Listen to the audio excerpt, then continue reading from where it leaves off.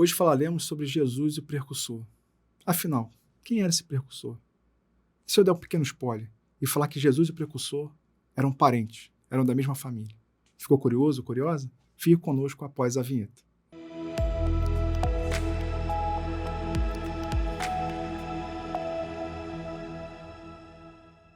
Olá, Anderson Portugal aqui. Estamos aqui para o programa Páginas Espíritas, trazendo reflexões desse livro chamado Boa Nova, de autoria de Humberto de Campos, que foi recebido pelo médium Francisco Cândido Xavier. Nesse livro, Humberto de Campos traz 30 mensagens, 30 contos, crônicas, que foram narradas, que trazem os bastidores dos ensinamentos de Jesus.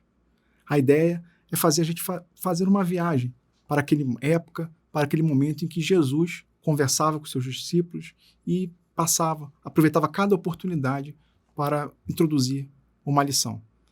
Se você quer estar sempre recebendo as notificações, fica o convite para seguir nosso canal, ativar as notificações para receber esse conteúdo tanto desse programa quanto de outros aqui da TV Comunhão que acontecem diariamente.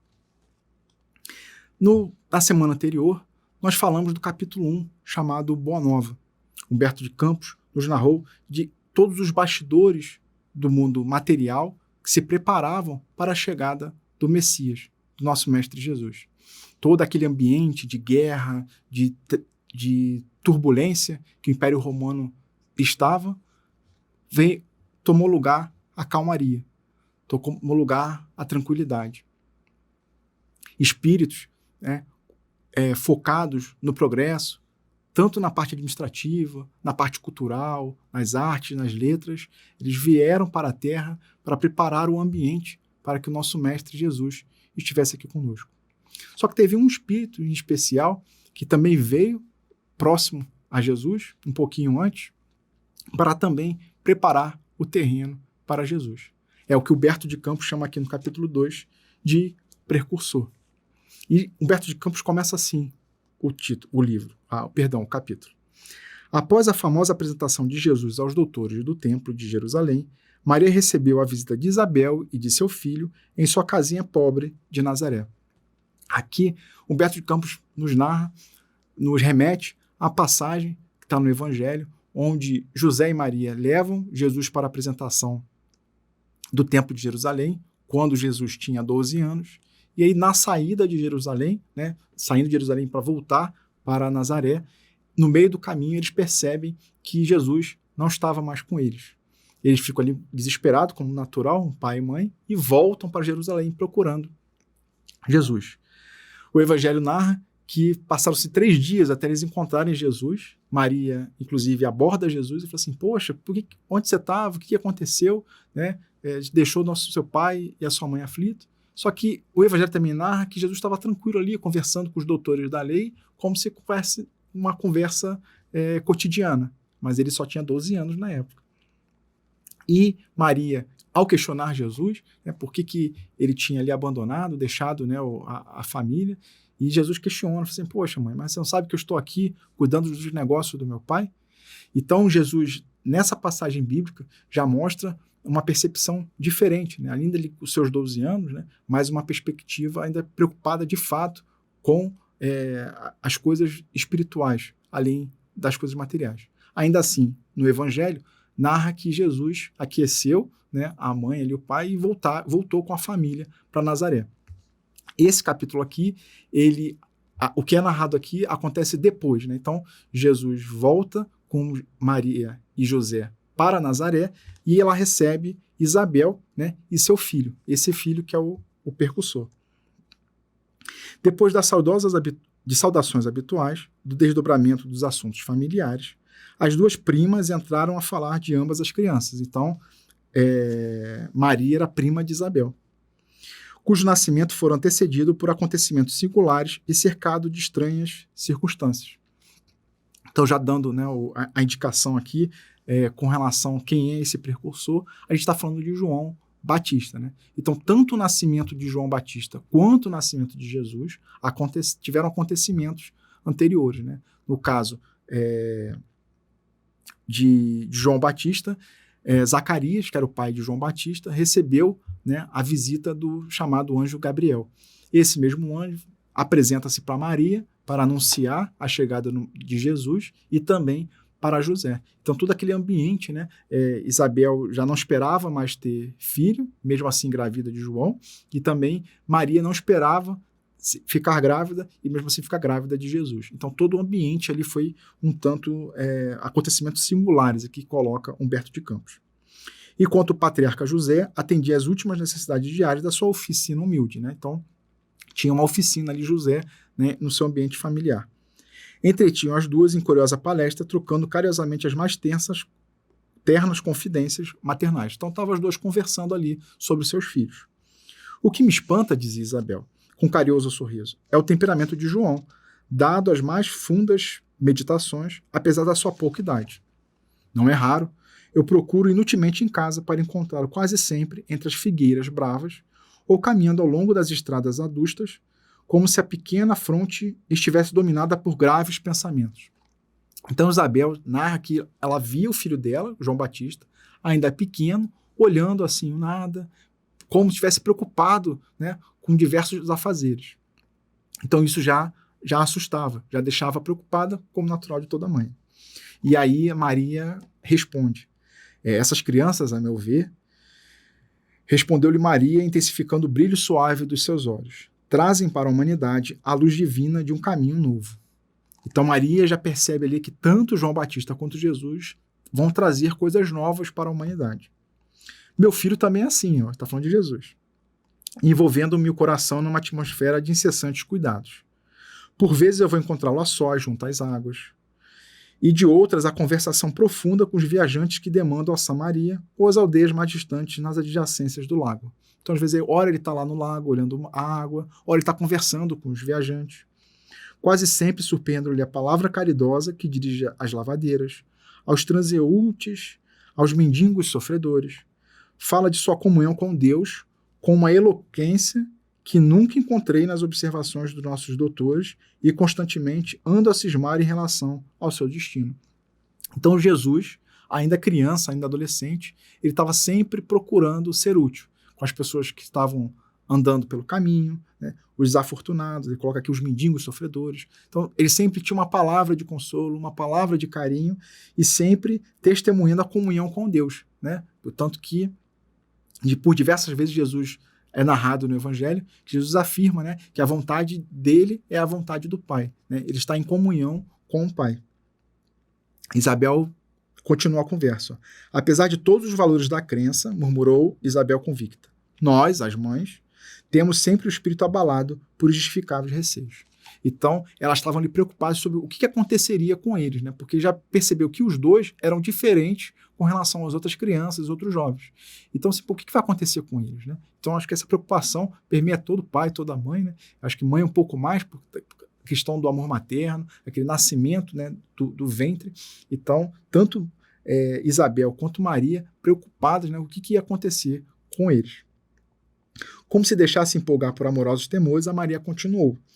Ainda há alguns dias estivemos em Jerusalém. A Maria vai começar a narrar o que aconteceu lá, que Jesus ficou, né, em Jerusalém, e eles ficaram por 3 dias procurando Jesus. Estivemos em Jerusalém nas comemorações costumeiras, e a facilidade de argumentação com que Jesus elucidava os problemas que lhe eram apresentados pelos orientadores do tempo nos deixou todos receosos e perplexos. Então os doutores da lei o questionavam sobre os assuntos e Jesus respondia tranquilamente. Então Jesus teve um diálogo com doutores da lei, com pessoas que se aprofundaram nas leis mosaicas, e ele mesmo assim, ainda sendo, né, um jovem ali de 12 anos, ele demonstrava profunda sabedoria. Sua ciência não pode ser deste mundo, vem de Deus, que certamente se manifesta por seus lábios, amigos da pureza. Notando ali as respostas, Eleazar chamou a José. Eleazar era um sumo sacerdote, e chamou José, o pai de Jesus, em particular, e o advertiu que o menino parece haver nascido para a perdição de muitos poderosos em Israel. Então, se ele ali com 12 anos trazia tanta sabedoria, tanto conhecimento, ele ia abalar as estruturas, né, do povo de Israel. Com a prima lhe escutar-lhe atentamente a palavra, a Maria prosseguiu de olhos úmidos após ligeira pausa.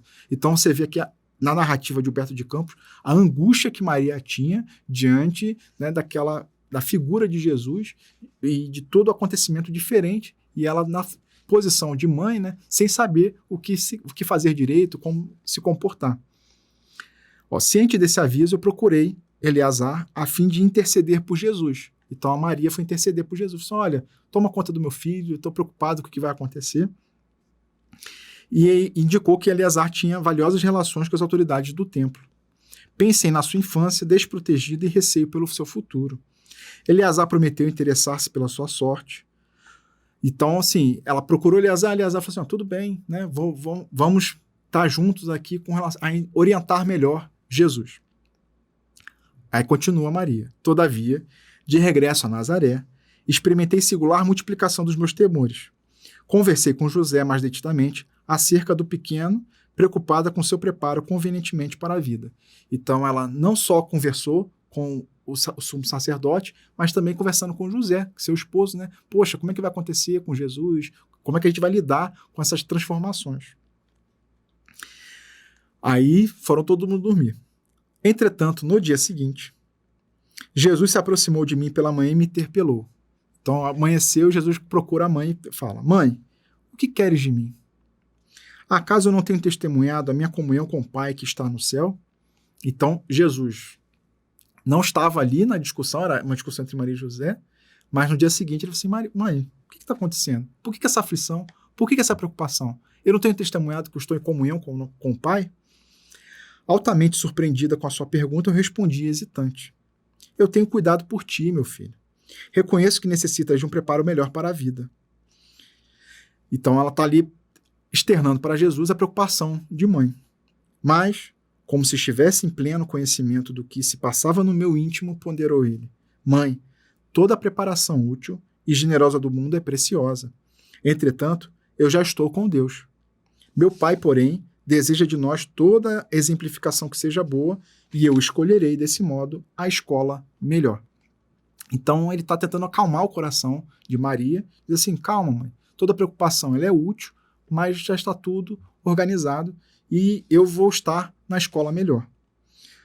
No mesmo dia, embora soubesse das belas promessas que os doutores do templo fizeram na sua presença a seu respeito, então Jesus sabia também que o sumo sacerdote tinha prometido, né, que iria ensinar as coisas para Jesus e daria orientação. Então, mesmo Jesus sabendo disso, Jesus aproximou-se de José e lhe pediu com humildade que o admitisse em seus trabalhos. Então, embora Jesus estava ali, tinha um caminho a tracejar para ser um estudante do templo, Jesus procurou José, seu pai, na terra, pedindo que o admitisse nos seus trabalhos na oficina. Desde então, como se nos quisesse ensinar que a melhor escola para Deus é a do lar e do esforço próprio, concluiu a palavra materna com gentileza. Ele aperfeiçoa as madeiras da oficina, empunha o martelo e enxó, enchendo a casa de ânimo com a sua doce alegria. Então, Jesus coloca aqui, né, dessa escola do lar, né, esse esforço de ensinar para Deus, né, que a melhor escola é a do lar e a escola do esforço próprio. Então, ele, empunhando as ferramentas da oficina, ele estava ali junto do seu pai, junto da sua família, sendo útil. Isabel escutava a narrativa e, depois de outras pequenas considerações materiais, ambas observaram que as primeiras sombras da noite desciam na paisagem, acinzentando o céu sem nuvens. Então começou a escurecer, a noite se aproximava.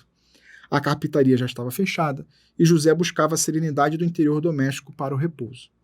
As duas mães se entreolharam, inquietas, e perguntavam a si próprias para onde teriam ido as duas crianças. Ou seja, elas sumiram de novo, tanto Jesus quanto João Batista.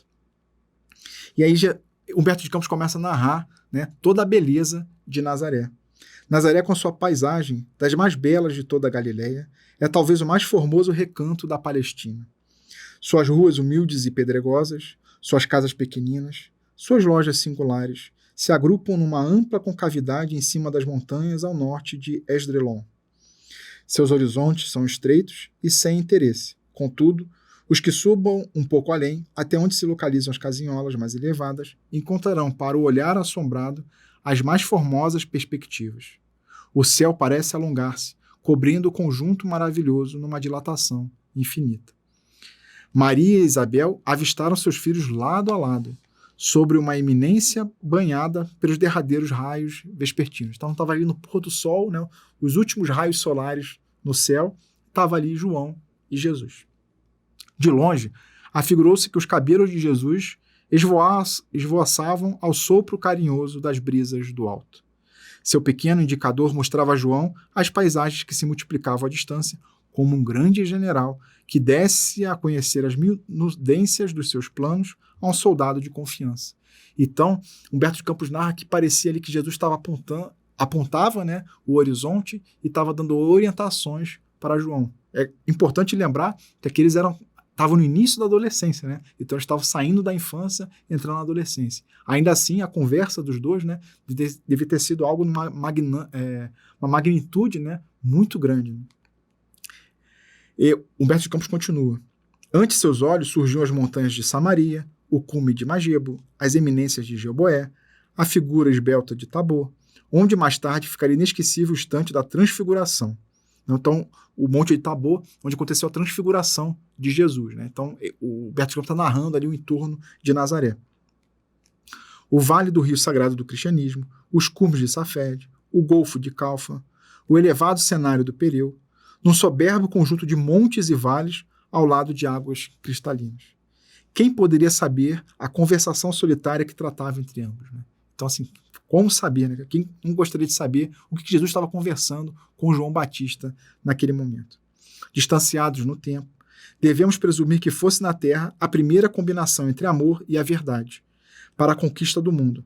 Sabemos, porém, que na manhã imediata, impartindo o precursor da carinhosa companhia de sua mãe, perguntou Isabel a Jesus. Então, passado aquele momento, eles foram dormir, acordaram no dia seguinte, então Isabel, junto com João, foi sair e Isabel se direciona a Jesus. Com gracioso interesse pergunta, não queres vir conosco? Ao que o pequeno carpinteiro de Nazaré respondeu, profeticamente com inflexão de profunda bondade. João partirá primeiro. E aí essa conversa aqui, né, Isabel perguntando para Jesus, não quer vir conosco? E aí essa resposta simples, mas com bondade também, como fala aqui Humberto de Campos, João partirá primeiro. E essa é a mensagem, né? João partiu primeiro, João trouxe a verdade, né? Ele vai preparar o terreno, por isso que é chamado de precursor, para depois que Jesus possa vir com o ensinamento da Boa Nova. Transcorrido alguns anos, vamos encontrar o João Batista na sua gloriosa tarefa de preparação do caminho à verdade, precedendo o trabalho divino do amor que o mundo conheceria em Jesus Cristo. João, de fato, partiu primeiro, a fim de executar as operações iniciais para a grandiosa conquista.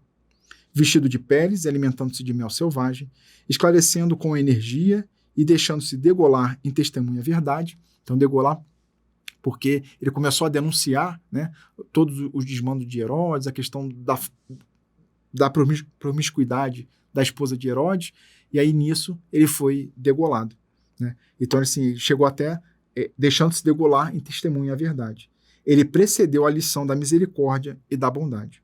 O mestre dos mestres quis colocar a figura franca e áspera do seu profeta no limiar dos seus gloriosos ensinos.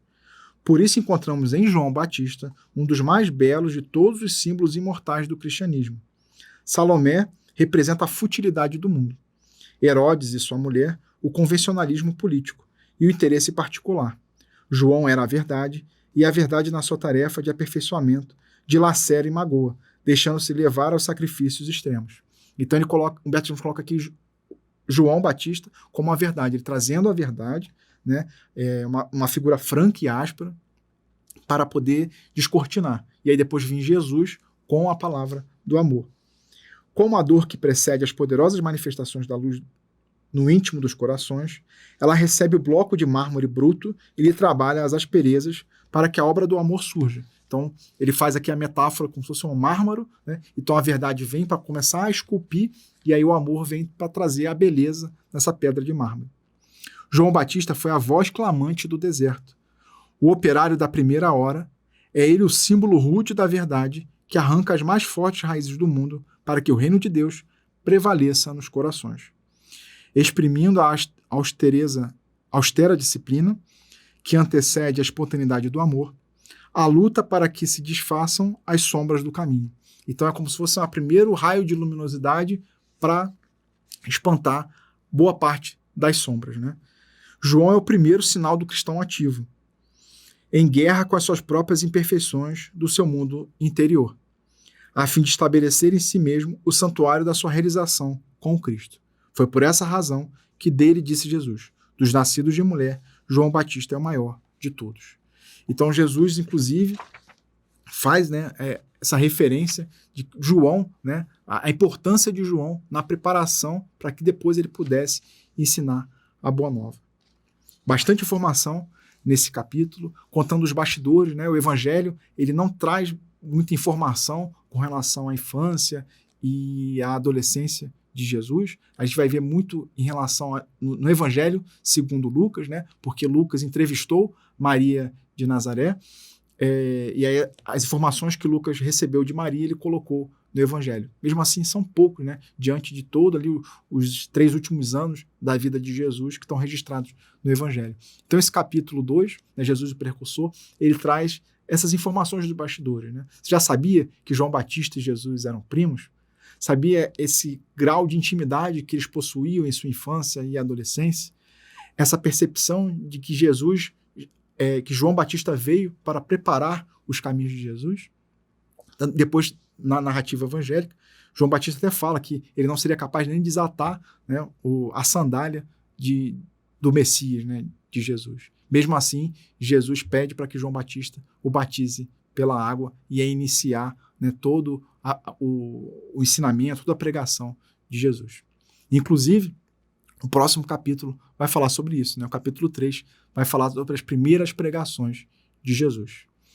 Gostou do episódio de hoje, né? Não esqueça de curtir, dar aquele joinha e comentar aqui no vídeo o que você achou, né? Se tiver algum ponto interessante, alguma outra curiosidade, eu vou ficar muito feliz de estar lendo, né? E também estarei respondendo os comentários. Que a gente possa se encontrar aqui na próxima semana e continuar com essa leitura e reflexões do livro Boa Nova. Fiquem com Deus.